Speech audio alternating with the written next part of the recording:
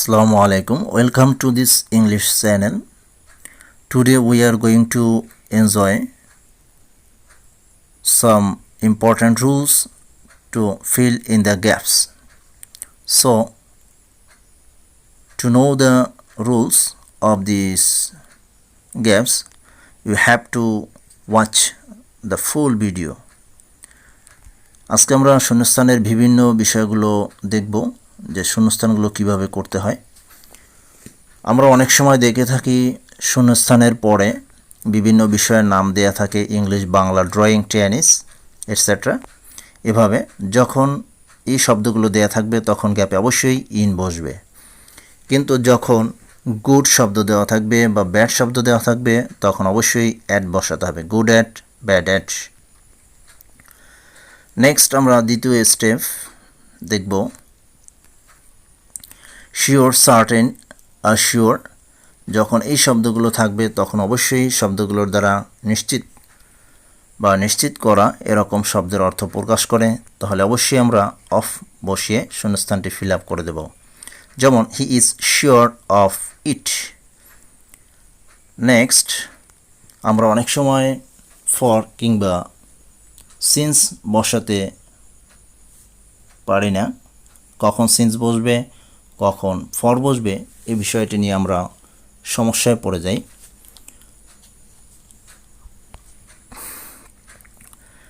Since কখন বসবে এবং ফর কখন বসবে সে বিষয়টি আমরা অবশ্যই দেখব।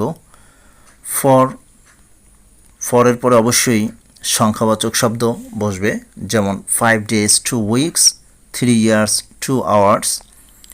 এবং সিন্স যখন শব্দটি বসাতে হবে তারপর অবশ্যই নামবাচক শব্দ বসবে, যেমন morning, Sunday, Monday, the year of 2000। অর্থাৎ ফরের পরে অবশ্যই সংখ্যাবাচক শব্দ হতে হবে এবং সিন্সের পরে অবশ্যই নামবাচক শব্দ বসাতে হবে। নেক্সট আমরা দেখব, কাউকে কোনো অঙ্গ প্রত্যঙ্গের দ্বারা যখন ধরা হয় বা তাকে স্পর্শ করা হয় তখন সেক্ষেত্রে বাই ব্যবহার করতে হয়, বাই নেক, বাই হ্যান্ড। এবং ঘড়িতে কখন কয়টা বাজে সে বিষয়টি জানতে অবশ্যই বাই ওয়াচ শব্দটি ব্যবহার করতে হয়, যেমন what is the time, by your watch. Next আমরা দেখব ইট ইজ হাই টাইম কিংবা ইট ইজ টাইম। এরপর অবশ্যই যখন সাবজেক্ট থাকবে অবশ্যই ভার্বের পাস্ট ফর্ম বসাতে হবে, যেমন it is high time you realized your mistakes. Next আমরা দেখব ইট ইজ টাইম কিংবা ইট ইজ হাই টাইমের পরে যদি টু থাকে তাহলে অবশ্যই ভার্বের প্রেজেন্ট ফর্ম বসবে। উদাহরণস্বরূপ আমরা দেখতে পারি it is time to read the book, it is high time to stop corruption. অর্থাৎ ইট ইজ হাই টাইম থাকলে সাবজেক্ট এবং ভার্বের পাস্ট ফর্ম, সাবজেক্ট না থাকলে টু দিয়ে ভার্বের প্রেজেন্ট ফর্ম দিয়ে করা যাবে। নেক্সট আমরা দেখব সাবজেক্ট উড রাদার, এরপরে অবশ্যই ভার্বের প্রেজেন্ট ফর্ম বসবে এবং দেন বসবে। অবশ্যই দেনের পরে ভার্বের প্রেজেন্ট ফর্ম। উদাহরণস্বরূপ দেখি আমরা, I would rather starve than beg. অর্থাৎ ভিক্ষা করার চেয়ে আমরা অনাহারে থাকব বরং। He would rather fail than copy in the exam. অর্থাৎ পরীক্ষায় নকল করার চেয়ে সে ফেল করবে। একটি গুরুত্বপূর্ণ বিষয় দেখব যে আমরা অনেক সময় এটা ভুল করে থাকি, একই বাক্যে কখনোই দুইবার প্রশ্ন হয় না, যেমন can you tell me where does he live or he lives. অবশ্যই হি লিভস। নেক্সট আরও একটি গুরুত্বপূর্ণ বিষয়, যেমন ওয়ান অফ, এভাবে each of, either of, neither of, most of এভাবে থাকবে অবশ্যই। তো এগুলোর পরে অবশ্যই প্লুরাল নাউন বসাতে হবে। তখন ভার্ব সিঙ্গুলার কিংবা প্লুরাল সেটি প্রথম সাবজেক্ট দেখে নিতে হবে। অন অফের ক্ষেত্রে অবশ্যই verb singular, one of my friends is a lawyer. Next যখন সাবজেক্টের পরে হ্যাড বেটার থাকবে তখন অবশ্যই ভার্বের প্রেজেন্ট ফর্ম বসবে, বরং এই কাজটি করা উচিত, না হয় কোনো সমস্যায় পড়তে হবে এমন বোঝাতে হ্যাড বেটারের ব্যবহার। উদাহরণস্বরূপ he had better do the job. She had better leave this place. Next আমরা দেখব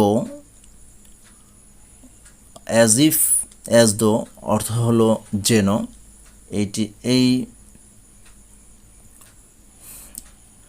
এটার প্রথম অংশ যখন প্রেজেন্ট ফর্ম থাকবে তখন দ্বিতীয় অংশ পাস্ট ইনডিফিনিট হবে।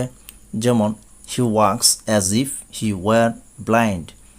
She speaks as though she could speak in English.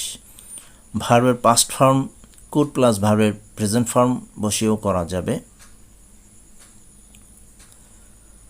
প্রথম অংশ ভার্ব পাস্ট ফর্মে থাকলে দ্বিতীয় অংশ তখন হেড প্লাস V3 অর্থাৎ subject plus had plus V3 অর্থাৎ পাস্ট পার্টিসিপল ফর্ম বসবে। যেমন he walked as if he had been blind. He spoken as though she had been spoken in English. either or যখন থাকবে অথবা neither nor থাকবে তখন অবশ্যই or অথবা nor এর পরে যে নাউনটি বসবে সেই নাউন অনুযায়ী ভার্ব করতে হবে। যদি সিঙ্গুলার ভার্ব হয় তাহলে সিঙ্গুলার নাউন হয় তাহলে সিঙ্গুলার ভার্ব, আবার যখন প্লুরাল নাউন হবে তখন plural verb. either he or his brother is responsible for it. neither he nor his brothers are not suitable. Next আমরা দেখব আফটার এবং বিফোর এর ব্যবহার। আফটার অর্থ পরে এবং বিফোর অর্থ পূর্বে। তাহলে আফটারের পরে পাস্ট পারফেক্ট হবে এবং বিফোরের পূর্বে পাস্ট পারফেক্ট। বাকি অংশ দুইটি পাস্ট ইনডিফিনিট করে দিতে হবে। যে কাজটি প্রথমে হবে সেই কাজটি আফটারের পরে হবে এবং বিফোরের পূর্বে হবে। She got a job after she had completed her graduation. এবং বিফোরের ক্ষেত্রে he had come here before I went there.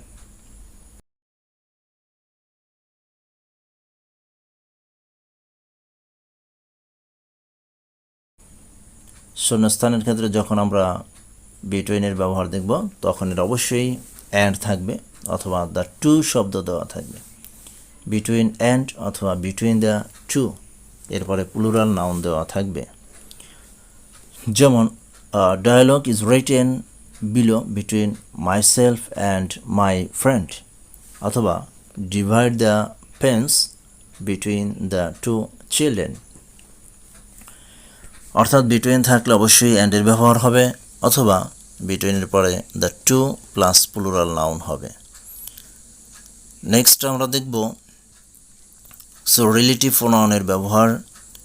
সাবজেক্টের পরে যখন অবশ্যই রিলেটিভ প্রোনাউন থাকবে তখন ভার্ব দুইবার হবে। একটি ভার্ব থাকবে রিলেটিভ প্রোনাউনের পরে এবং অন্যটি থাকবে একটু দূরে। যেমন the man who sold it was very পোর।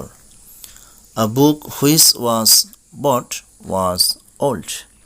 অর্থাৎ শুরুতে রিলেটিভ প্রোনাউন এভাবে থাকলে দুইবার ভার্ব হবে। নেক্সট আমরা দেখব লেস্ট। এরপর অবশ্যই সাবজেক্ট বসবে। সাবজেক্টের পরে শুড অথবা মাইট, এর অর্থ যাতে ডট ডট না। শুড বা মাইটের পরে অবশ্যই ভার্বের প্রেজেন্ট ফর্ম হয়। লেস্টের পরে কোনো নেগেটিভ শব্দ বসানো যাবে না। যেমন he ran away lest he should be seen. She read least she might fail in the exam. অবশ্যই নিয়মগুলো ভালো করে আয়ত্ত করে নিতে হবে। নেক্সট আমরা দেখব নো এবং নটের ব্যবহার। নো শব্দটি সাধারণত অ্যাডজেক্টিভ এরপরে নাউন হয়। নো এরপরে অ্যাডভার্ব অ্যাডজেক্টিভ নাউন এভাবেও বসতে পারে, নট অ্যাডভার্ব। যেমন I have no interest in the matter, it was no easy matter, এখানে no adverb. He does not go there, এখানে not adverb. Thank you for all.